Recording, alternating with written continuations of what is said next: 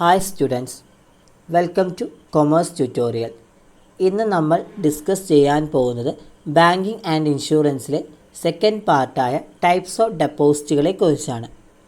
ഒരു ബാങ്കിൽ different types of ഡെപ്പോസിറ്റുകൾ ഉണ്ട്.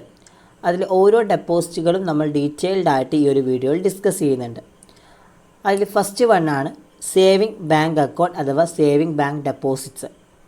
It is A basic type of account that allow you to deposit money, keep it safe and withdraw fund all while earning interest. Saving accounts offered by most banks, credit union and other financial institutions.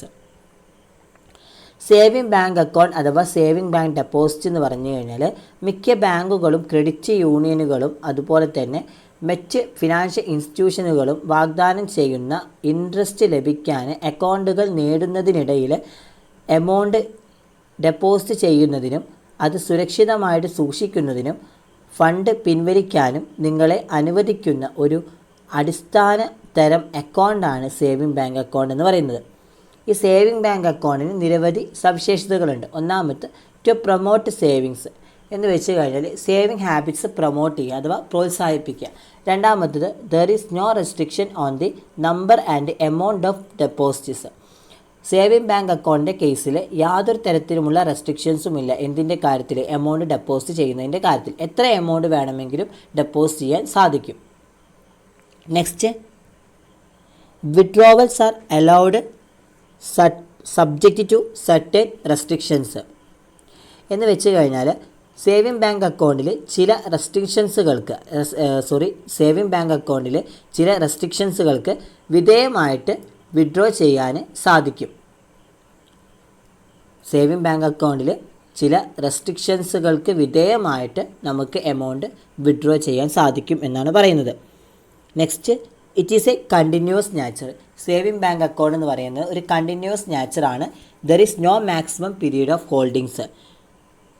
ഈ ഒരു അക്കൗണ്ടിൻ്റെ main പ്രത്യേകത എന്ന് പറഞ്ഞു കഴിഞ്ഞാൽ ഇത് hold ചെയ്ത് വെക്കുന്നതിനുള്ള ഒരു പരമാവധി കാലയളവ് ഈ ഒരു അക്കൗണ്ടിന് ഇല്ല എന്നാണ് പറയുന്നത്. Next, no loan facilities is provided against saving accounts. Saving accounts ലഭിക്കുന്നതിനെതിരെ ലോൺസ് ഫെസിലിറ്റീസ് ഒന്നും പ്രൊവൈഡ് ചെയ്തിട്ടില്ല. Next, recurring deposit. There is a special types of saving bank account introduced by banks in the recent years. Special types of saving bank അക്കൗണ്ടിൽ പെട്ട ഒന്നാണ് recurring deposit എന്ന് പറയുന്നത്. ഈ recurring deposit introduce ചെയ്ത് saving ബാങ്കാണ്. ഇതിൻ്റെ മെയിൻ യൂസ്ഫുൾ എന്ന് പറഞ്ഞു കഴിഞ്ഞാൽ recurring deposit are introduced to create the habits of saving among lower income group. Recurring deposit എന്ന അക്കൗണ്ട് മെയിനായിട്ട് ഫോക്കസ് ചെയ്യുന്നത് ലോവർ ഇൻകം ഗ്രൂപ്പിനുമായിട്ടാണ് മെയിനായിട്ട് ഫോക്കസ് ചെയ്യുന്നത്. ഈ ലോവർ ഇൻകം ഗ്രൂപ്പിന് ഡേ ടു ഡേ ആയിട്ടുള്ള എമൗണ്ട്സ് അത് ഡെപ്പോസിറ്റ് ചെയ്യാനും അതുപോലെ തന്നെ അവരുടെ സേവിങ് ഹാബിറ്റ്സ് കൂട്ടാനും വേണ്ടിയിട്ട് യൂസ് ചെയ്യുന്ന ഒരു അക്കൗണ്ടാണ് അല്ലെങ്കിൽ ഒരു ഡെപ്പോസിറ്റാണ് റിക്കറിംഗ് ഡെപ്പോസിറ്റ് എന്ന് പറയുന്നത്. ഫീച്ചേഴ്സ് ഓഫ് റിക്കറിംഗ് ഡെപ്പോസിറ്റ് എന്ന് പറയുകയാണെങ്കിൽ first one, the period of recurring deposit ranging from 1 to 10 years. 1 മുതൽ 10 വർഷം വരെയുള്ള പീരീഡാണ് റിക്കറിംഗ് ഡെപ്പോസിറ്റിനുള്ളത്. Second one, the rate of interest is higher. ഈ റിക്കറിംഗ് ഡെപ്പോസിറ്റിൻ്റെ റേറ്റ് ഓഫ് ഇൻട്രസ്റ്റ് എന്ന് പറയുകയാണെങ്കിൽ ഹയസ്റ്റ് ആയിരിക്കും. Next, minimum amount that can be deposited is ₹10 at regular intervals. ഈ റിക്കറിംഗ് ഡെപ്പോസിറ്റിൻ്റെ ഒരു പ്രത്യേകത എന്ന് പറഞ്ഞു കഴിഞ്ഞാൽ ഇതിൽ മിനിമം എമൗണ്ട് ₹10 ആയിരിക്കും. ഏത് ടൈമിലും എന്ന് വെച്ചാൽ റെഗുലർ ഇൻ്റർവെൽസിലൊക്കെ ഇതിൽ നമുക്ക് എമൗണ്ട് നിക്ഷേപിക്കാൻ സാധിക്കും. Next, current deposit account. Current deposit account എന്ന് പറയുകയാണെങ്കിൽ it refers to a deposit to a bank account or a financial institution without a specified maturity date. These types of current deposit generally only earn demand deposit. എന്താണ് current deposit account എന്ന് പറഞ്ഞു കഴിഞ്ഞാൽ ഒരു specified ആയിട്ടുള്ള maturity date ഇല്ലാത്ത ഒരു bank അക്കൗണ്ടിലേക്കോ ഒരു financial ഇൻസ്റ്റിറ്റ്യൂഷൻസിലേക്കോ deposit ചെയ്യുന്നതിന് സൂചിപ്പിക്കുന്ന ഒരു അക്കൗണ്ടാണ് കറൻറ്റ് അക്കൗണ്ട് എന്ന് പറയുന്നത്. ഇത്തരത്തിലുള്ള കറൻറ്റ് അക്കൗണ്ട്സ് സാധാരണയായിട്ട് ഡിമാൻഡ് ഡെപ്പോസിറ്റ് മാത്രമേ നേടുകയുള്ളൂ. കറൻറ്റ് ഡെപ്പോസിറ്റ് അക്കൗണ്ട് എന്ന് പറയുകയാണെങ്കിൽ സ്പെസിഫൈഡ് ആയിട്ടുള്ള ഒരു മെച്യൂരിറ്റി തീയതിയില്ലാതെ അഥവാ ഡേറ്റ് ഇല്ലാതെ ഒരു ബാങ്ക് അക്കൗണ്ടിലേക്കോ അല്ലെങ്കിൽ ഒരു ഫിനാൻഷ്യൽ ഇൻസ്റ്റിറ്റ്യൂഷൻസിലേക്കോ ഡെപ്പോസിറ്റ് ചെയ്യുന്നതിനെയാണ് ഈ കറൻറ്റ് ഡെപ്പോസിറ്റ് എന്നതുകൊണ്ട് ഉദ്ദേശിക്കുന്നത്. ഇത്തരത്തിലുള്ള കറൻറ്റ് ഡെപ്പോസിറ്റുകൾ സാധാരണയായി ഡിമാൻഡ് ഡെപ്പോസിറ്റുകൾക്ക് മാത്രമേ നേടാൻ സാധിക്കുകയുള്ളൂ. Next, features of current deposit. Current bank account are operated to run a business. ഒരു ബിസിനസ്സിലെ ഓപ്പറേഷൻസിന് വേണ്ടി യൂസ് ചെയ്യുന്ന അക്കൗണ്ടാണ് കറൻറ്റ് അക്കൗണ്ട് എന്ന് പറയുന്നത്. It is known interest bearing banks account. Current account എന്ന് പറയുകയാണെങ്കിൽ യാതൊരു തരത്തിലുമുള്ള ഇൻട്രസ്റ്റും ഈ കറൻറ്റ് അക്കൗണ്ടിൽ നിന്ന് എടുക്കുന്നില്ല. കറൻറ്റ് അക്കൗണ്ട് എന്ന് പറയുകയാണെങ്കിൽ യാതൊരു തരത്തിലുമുള്ള ഇൻട്രസ്റ്റ് ഇല്ലാത്ത അക്കൗണ്ടുകളാണ് കറൻറ്റ് അക്കൗണ്ട് എന്ന് പറയുന്നത്. It needs a higher minimum balance to be maintained and as compared to the saving account. Saving അക്കൗണ്ടുമായിട്ട് കമ്പയർ ചെയ്യുമ്പോൾ ഉയർന്ന മിനിമം ബാലൻസ് നിലനിർത്തേണ്ടതുണ്ട് കറൻറ്റ് അക്കൗണ്ടിന്. It charges interest on the short term fund borrowed from the bank. ബാങ്കിൽ നിന്നും കടമെടുത്ത് short term ഫണ്ടിലേക്ക് ഈ ഒരു കറൻറ്റ് ബാങ്ക് അക്കൗണ്ടിൽ നിന്ന് പലിശ ഈടാക്കുകയും ചെയ്യുന്നുണ്ട്. Next, opening of saving account and current account. ഒരു അക്കൗണ്ട് അല്ലെങ്കിൽ ഒരു ബാങ്ക് അക്കൗണ്ട് ഓപ്പൺ ചെയ്യാൻ നിരവധി പ്രൊസീജിയേഴ്സ് ഉണ്ട്. അത് സേവിങ് ബാങ്ക് അക്കൗണ്ട് ആണെങ്കിലും കറൻറ്റ് അക്കൗണ്ട് ആണെങ്കിലും. അതിൽ ഫസ്റ്റ് പ്രൊസീജിയറാണ് application on the prescribed form. Application on the prescribed form എന്ന് പറഞ്ഞാൽ നമ്മളൊരു ബാങ്കിൽ അക്കൗണ്ട് ക്രിയേറ്റ് ചെയ്യാൻ വേണ്ടിയിട്ട് പോവുകയാണെങ്കിൽ ആ ബാങ്കിൽ പോയിട്ട് എന്താണ് നമ്മൾ അക്കൗണ്ട് ക്രിയേറ്റ് ചെയ്യാനുള്ള ഒരു ഫോം ബാങ്കറിൻ്റെ കയ്യിൽ നിന്ന് മേടിക്കുകയും അത് ഫുള്ള് നമ്മുടെ പേഴ്സണൽ ഡീറ്റെയിൽസൊക്കെ ഫില്ല് ചെയ്തിട്ട് ബാങ്കേഴ്സിന് അത് കൊടുക്കുകയും ചെയ്യുന്നു. അതാണ് ഫസ്റ്റ് സ്റ്റേജസിൽ പറയുന്നത് application on the prescribed form. ആ ഒരു ഫോമിൽ നമ്മൾ നമ്മുടെ പേര്, അഡ്രസ്സ്, അതുപോലെ തന്നെ ആരാണോ റെഫറി അയാളുടെ നെയിം, പിന്നെ നമ്മുടെ ഫോട്ടോസ്, റീസെൻ്റ് ആയിട്ട് നമ്മുടെ ഫോട്ടോസ്, ഇതൊക്കെയാണ് നമ്മൾ ആ ഒരു ഫോമിൽ ഉൾപ്പെടുത്തേണ്ട കാര്യങ്ങൾ. Next stages introduction of the applicant. Introduction of the applicant എന്ന് പറയുകയാണെങ്കിൽ നമ്മൾ ഈ പൂരിപ്പിച്ച അല്ലെങ്കിൽ നമ്മൾ റെക്കോർഡ് ചെയ്ത ആ ഒരു അപ്ലിക്കേഷൻ ഫോം പിന്നെ നമ്മൾ ബാങ്കറിലേക്ക് ഏൽപ്പിക്കുകയും ബാങ്ക് എന്താണ് ഈ അപ്ലിക്കൻ്റ് ആരാണോ അക്കൗണ്ട് തുടങ്ങാൻ ആഗ്രഹിക്കുന്നത് അയാളാണ് അപ്ലിക്കൻ്റ്. അപ്പോൾ ആ ആൾ ബാങ്കേഴ്സിന് കൊണ്ടുപോയിട്ട് കൊടുക്കുമ്പോൾ ബാങ്കർ എന്ത് ചെയ്യാണ്, അയാളുടെ എല്ലാ ഡീറ്റെയിൽസും അതുപോലെ തന്നെ ഐഡൻറ്റിറ്റിയും കാര്യങ്ങളും ഒക്കെ അയാൾ ചെക്ക് ചെയ്ത് അയാൾക്ക് തൃപ്തിപ്പെട്ടാൽ മാത്രമേ ഉള്ളൂ ഒബ്റ്റെയിനിങ് ദി സ്പെസിമാൻ സിഗ്നേച്ചർ. അയാൾക്ക് തൃപ്തിപ്പെട്ടാൽ മാത്രമേ ഉള്ളൂ ആ അക്കൗണ്ട് പിന്നീടുള്ള പ്രൊസീജിയേഴ്സിലേക്ക് കടക്കുകയുള്ളൂ. അപ്പോൾ പിന്നത്തെ പ്രൊസീജിയറാണ് ഈ പറഞ്ഞ ഒബ്റ്റെയിനിങ് സ്പെസിമൻ സിഗ്നേച്ചർ എന്ന് പറയുന്നത്. ഒബ്റ്റെയിനിങ് സ്പെസിമൻ സിഗ്നേച്ചർ എന്ന് പറയുകയാണെങ്കിൽ ഈ പറയുന്ന കാര്യങ്ങളൊക്കെ ബാങ്കർ റെഫറൻസ് ചെയ്ത് കഴിഞ്ഞാൽ പിന്നീട് ബാങ്കർ പറയുകയാണ് നിങ്ങൾ ഇതിലൊരു സ്പെസിമൻ സിഗ്നേച്ചർ ഇടുക എന്ന് പറയുകയാണ്. ഈവൻ ഒരു മാതൃക ഒപ്പ് അല്ലെങ്കിൽ ഒരു മാതൃക സിഗ്നേച്ചർ എന്താണ് പ്രൊവൈഡ് ചെയ്യുക, ഒബ്റ്റെയിൻ ചെയ്യുക. എന്തിനു വേണ്ടിയിട്ടാണ് ആ സ്പെസിമൻ സിഗ്നേച്ചർ ഒബ്റ്റെയിൻ ചെയ്യുന്നത്? എന്തിനു വേണ്ടിയിട്ടാണ്? ഒരു ബാങ്കിൽ നമ്മൾ ഇനി എന്തെങ്കിലും തരത്തിലുള്ള ട്രാൻസാക്ഷൻസ് ഈ ബാങ്ക് അക്കൗണ്ട് ഓപ്പൺ ചെയ്ത് കഴിഞ്ഞിട്ട് നമ്മൾ നടത്തുകയാണെങ്കിൽ നമ്മുടെ സ്പെസിമൻ സിഗ്നേച്ചേഴ്സ് അവിടെ ആവശ്യമാണ്. ആ സിഗ്നേച്ചറുമായിട്ട് ഇത് റിലേറ്റഡ് ആണോ എന്ന് നോക്കാൻ വേണ്ടിയിട്ടാണ് ഇവൻ നമ്മൾ ആ ഒരു ബാങ്ക് അക്കൗണ്ട് ഓപ്പൺ ചെയ്തതിന് ശേഷം പിന്നീട് എന്തെങ്കിലും ട്രാൻസാക്ഷൻസ് നമ്മൾ ചെക്ക് മുഖേന അല്ലെങ്കിൽ ഏതെങ്കിലും ഒരു അക്കൗണ്ട് മുഖേന നമ്മൾ നടത്തുകയാണെങ്കിൽ അതിലൊക്കെ എന്താണ് നമ്മുടെ സൈൻ ഉണ്ടാവും. ആ സൈനും നമ്മൾ അക്കൗണ്ട് ഫോം ചെയ്യുമ്പോൾ കൊടുത്ത സ്പെസിമാൻ സിഗ്നേച്ചറും തമ്മിൽ ഒരുപോലെയാണ് എന്നുള്ളത് ചെക്ക് ചെയ്യേണ്ട ബാധ്യത ബാങ്കേഴ്സിനുണ്ട്. അപ്പോൾ അതിനാണ് അവർ നേരത്തെ മുൻകൂട്ടി തന്നെ എന്താണ് ഒരു സ്പെസിമാൻ സിഗ്നേച്ചർ മേടിച്ച് വയ്ക്കുന്നത്. Next, receiving initial deposit. ഇനി ഈ മാതൃക ഒപ്പ് ശേഖരിച്ച ശേഷം പിന്നീട് എന്താണ് റിസീവിങ് ഇനീഷ്യൽ ഡെപ്പോസിറ്റ്. ഈ കസ്റ്റമർ ബാങ്കിൽ ഒരു ഇനീഷ്യലായിട്ടുള്ളൊരു ഡെപ്പോസിറ്റ് പ്രൊവൈഡ് ചെയ്യണം. എത്രയാണോ ആ ബാങ്കിൻ്റെ ഇനീഷ്യൽ ഡെപ്പോസിറ്റ് എങ്കിൽ ആ എമൗണ്ട് ആ ഒരു ബാങ്കിൽ ഡെപ്പോസിറ്റ് ചെയ്യണം. എന്നാൽ മാത്രമേ നമുക്ക് അക്കൗണ്ട്സ് ഓപ്പൺ ആക്കാൻ സാധിക്കുകയുള്ളൂ. അതാണ് നെക്സ്റ്റ് സ്റ്റേജിൽ പറയുന്നത് ഓപ്പണിംഗ് ദി അക്കൗണ്ട്. നമ്മൾ അക്കൗണ്ട് ഓപ്പൺ ആക്കണമെങ്കിൽ നമ്മൾ ഡെപ്പോസിറ്റ് ചെയ്ത എമൗണ്ട് നമ്മുടെ അക്കൗണ്ടിലേക്ക് ക്രെഡിറ്റ് ആയിരിക്കണം. എന്നാൽ മാത്രമേ നമുക്ക് അക്കൗണ്ട് ഓപ്പൺ ആവുകയുള്ളൂ. അതാണ് ഓപ്പണിംഗ് ദി അക്കൗണ്ട്. ഇങ്ങനെയാണ് ഒരു അക്കൗണ്ട് പ്രൊസീജിയേഴ്സ് എന്ന് പറയുന്നത്. അതിന് ലാസ്റ്റ് ആൻഡ് ഫൈനൽ വണ്ണിൽ നമ്മളൊരു കാര്യം കൂടി പറയുന്നുണ്ട്, KYC അഥവാ no your customers. No your customer എന്ന് പറഞ്ഞു കഴിഞ്ഞാൽ എന്താണ്? ഈ നോ യുവർ കസ്റ്റമർ അല്ലെങ്കിൽ KYC എന്ന് പറഞ്ഞു കഴിഞ്ഞാൽ ഫിനാൻഷ്യൽ ഇൻസ്റ്റിറ്റ്യൂഷൻസുകളിൽ പ്രത്യേകിച്ച് ബാങ്കുകളിൽ ഒരു പാലിക്കേണ്ട ഒരു പ്രോസസ്സാണ് ഈ KYC അഥവാ നോ യുവർ കസ്റ്റമേഴ്സ് എന്നുള്ളത്. ഇത് കസ്റ്റമേഴ്സിൻ്റെ ഐഡൻറ്റിറ്റിയെക്കുറിച്ചും അതുപോലെ തന്നെ അഡ്രസ്സുകളെക്കുറിച്ചും ബാങ്കുകൾക്ക് വിവരം നൽകുന്ന ഒരു പ്രോസസ്സാണ് ഈ നോ യുവർ കസ്റ്റമേഴ്സ് എന്ന് പറയുന്നത്. അപ്പോൾ ഇതാണ് ഒരു അക്കൗണ്ട്സ് ഓപ്പൺ ചെയ്യണമെങ്കിലുള്ള പ്രൊസീജിയേഴ്സ് എന്ന് പറയുന്നത്. ഇവിടെ ഒരു കാര്യം പറയാൻ ഞാൻ മറന്നിട്ടുണ്ട്. കാരണം നമ്മൾ ഈ പറയുന്ന സേവിങ് അക്കൗണ്ട് ആണെങ്കിലും കറൻറ്റ് അക്കൗണ്ട് ആണെങ്കിലും ഈ രണ്ട് അക്കൗണ്ടുകളും നമ്മൾ അപേക്ഷിക്കണമെങ്കിൽ രണ്ടും ഡിഫറെൻ്റ് ആയിട്ടുള്ള ഫോംസാണ്. സേവിങ് ബാങ്ക് അക്കൗണ്ടിന് ഒരു ഫോമും അതുപോലെ തന്നെ കറൻറ്റ് ബാങ്ക് അക്കൗണ്ടിന് ഒരു ഫോമും ആയിരിക്കും എന്നാണ് പറയുന്നത്. Next topic operating the bank account. എന്തൊക്കെ ഓപ്പറേഷൻസ് ആണ് ഒരു ബാങ്ക് അക്കൗണ്ടിലുള്ളത്? ഒന്നാമത്തത് പേ in slip book. It is A book which contains printed slip called the plain paying slip.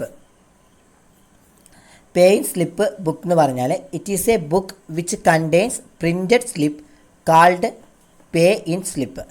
This book is supplied by the bank to the customers.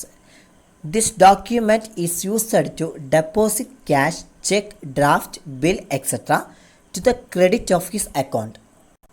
ഈ paying slip book നമ്മൾ അക്കൗണ്ട്സിൽ പണം അടയ്ക്കാൻ വേണ്ടിയിട്ട് use ചെയ്യുന്ന ഒരു ബുക്കാണ് plain slip book അല്ലെങ്കിൽ ഒരു പേയിങ് സ്ലിപ്പ് എന്ന് പറയുന്നത്.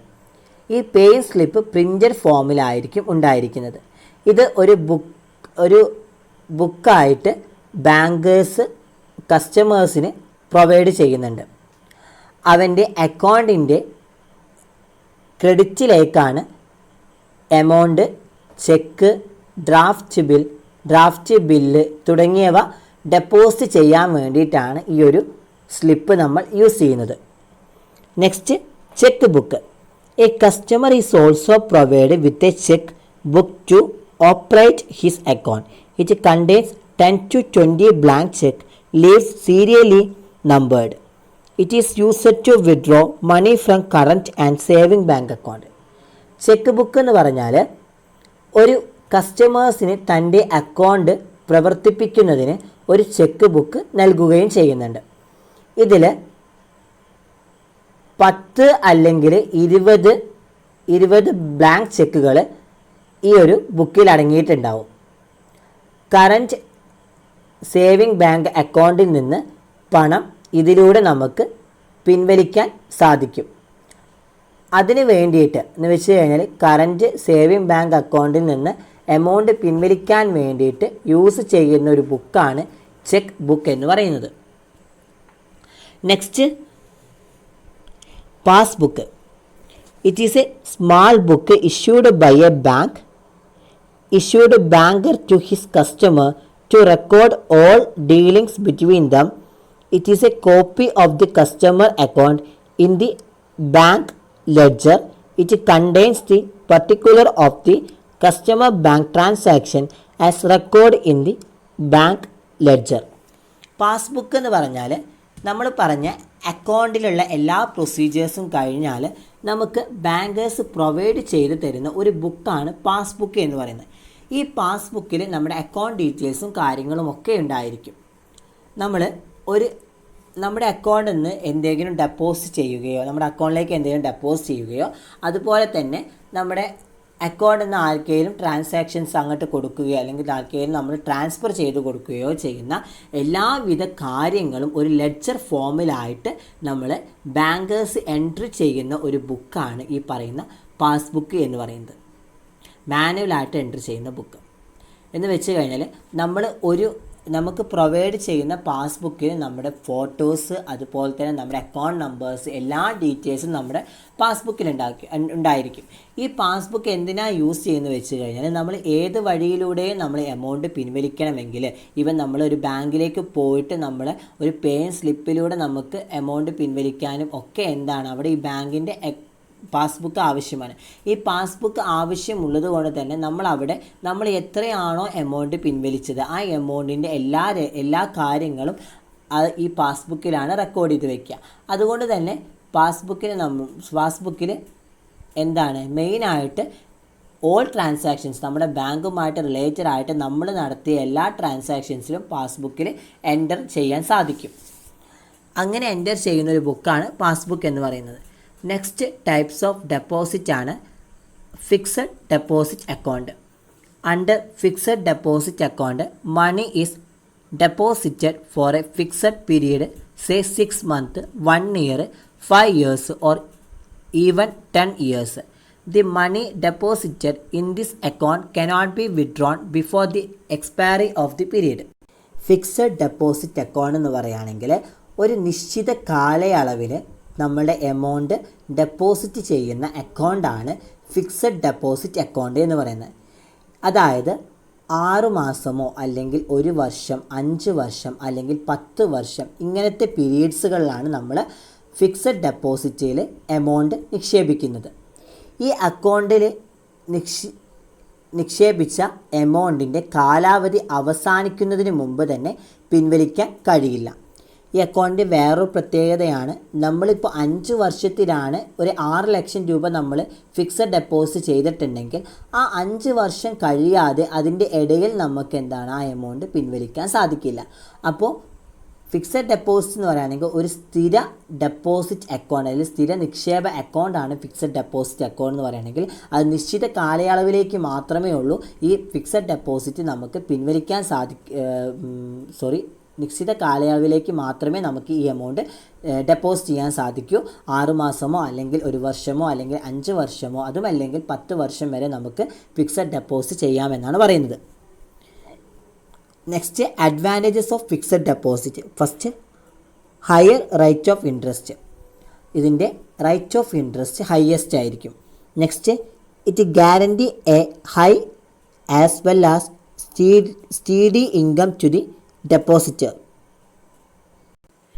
ഇത് ഡെപ്പോസിറ്റേഴ്സിന് ഉയർന്നതും അതുപോലെ തന്നെ സ്ഥിരവുമായിട്ടുള്ള ഒരു വരുമാനം ഉറപ്പ് നൽകുന്നുണ്ട്. ഏത്? Fixed deposit. 2 the money deposited by a depositor will be safe in the hand of the bank. എന്ന് വെച്ച് കഴിഞ്ഞാൽ ഇത് കൂടുതൽ കാലം സേവിങ്സ് ആയിട്ട് നമുക്ക് പ്രോത്സാഹിപ്പിക്കാൻ സാധിക്കും. എന്ന് വെച്ച് കഴിഞ്ഞാൽ ഈ എമൗണ്ട് നമുക്ക് കൂടുതൽ കാലം ഡെപ്പോസിറ്റ് ആയിട്ട് അവിടെ കിടക്കുന്നത് കൊണ്ട് നമുക്കതൊരു സേവിങ്സ് കൂടിയാണ് എന്നാണ് പറയുന്നത്. Next it encourages the saving habits for a longer period of time. അതാണ് ഈ പറയുന്നത് കേട്ടോ. എന്ന് വെച്ച് കഴിഞ്ഞാൽ കൂടുതൽ കാലം നമുക്ക് സേവിങ്സ് ആയിട്ട് അത് പ്രോത്സാഹിപ്പിക്കാൻ സാധിക്കും.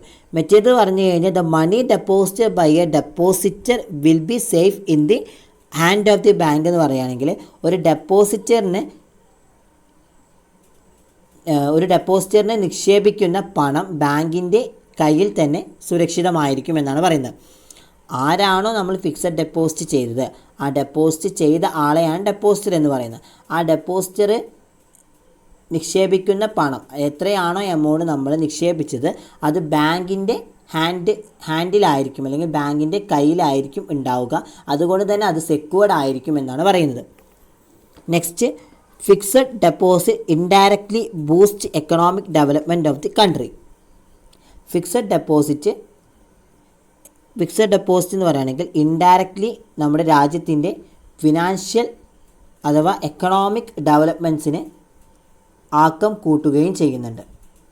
ഫിക്സഡ് ഡെപ്പോസിറ്റ് എന്ന് പറയുന്നത് നമ്മുടെ ഇൻഡയറക്റ്റ്ലി നമ്മുടെ എക്കണോമിക് ഡെവലപ്മെൻറ്റിന് കൂടുതലായിട്ട് ആക്കം കൂട്ടുകയും ചെയ്യും. Next, rupee account. 3 types of rupee accounts are allowed for non-residents in India. Non-resident ordinary rupee account, non-resident account scheme, non-resident rupee deposit scheme. അപ്പോൾ ഇന്ന് നമ്മൾ ഡിസ്കസ് ചെയ്തത് ടൈപ്സ് ഓഫ് ഡെപ്പോസിറ്റുകളെ കുറിച്ചാണ്. ഈ ടൈപ്സ് ഓഫ് ഡെപ്പോസിറ്റുകൾ അഥവാ ടൈപ്സ് ഓഫ് അക്കൗണ്ട്സുകൾ എന്തായാലും പഠിക്കുക. കാരണം ഇത് 4 മാർക്കിന് 2018-19 ക്വസ്റ്റ്യൻ പേപ്പേഴ്സുകളിൽ ചോദിച്ചൊരു ക്വസ്റ്റ്യനാണ്. അപ്പോൾ 100% ആയിട്ടും വരാൻ ചാൻസ് ഉള്ളൊരു ക്വസ്റ്റ്യനാണ്. ഒന്നില്ലെങ്കിൽ 2 മാർക്കിനായിട്ട് വരാം, അല്ലെങ്കിൽ 4 മാർക്കിന് വരാം, അല്ലെങ്കിൽ എസ്സേ ആയിട്ട് നമുക്ക് ചോദിക്കാൻ ചാൻസ് ഉണ്ട്. അതുപോലെ തന്നെ ഇതിൽ വേറൊരു ഇമ്പോർട്ടൻ്റ് ആയിട്ടുള്ള ടോപ്പിക് എന്ന് പറഞ്ഞു കഴിഞ്ഞാൽ പ്രൊസീജിയർ. നമ്മളൊരു അക്കൗണ്ട് ഓപ്പൺ ചെയ്യുന്നതിൻ്റെ പ്രൊസീജിയർ 6 സ്റ്റേജസ് പറഞ്ഞിരുന്നു. 6 സ്റ്റേജസും നന്നായിട്ട് നോക്കുക കേട്ടോ. അപ്പോൾ എല്ലാവർക്കും വീഡിയോ മനസ്സിലായെങ്കിൽ ലൈക്ക് ചെയ്യുക, ഷെയർ ചെയ്യുക, സബ്സ്ക്രൈബ് ചെയ്യുക. Thank you my dear students.